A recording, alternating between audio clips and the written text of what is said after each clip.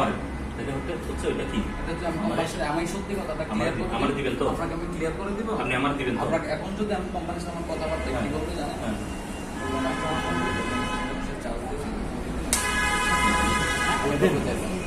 আচ্ছা যাই হোক, আপনি বোঝাই যদি পারেন, ভালো হয়ে যান ভাই।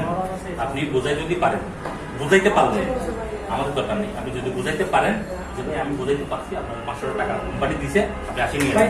আর যদি না দেন তাহলে আপনি আমার বলবেন আমি বুঝাইতে পারি নাই বা আমার কোম্পানি আমার উল্টা বুঝাই দিছে, কি বুঝাইবে? এই তো চলে যাবে, বুঝা আছে বন্ধ করে চলে যাবে।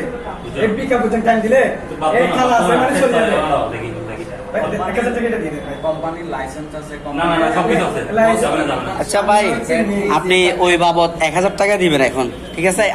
আপনার থেকে কিসের বাবদ? মানে 1000 টাকা নিছেন, আপনি যে 13000 টাকা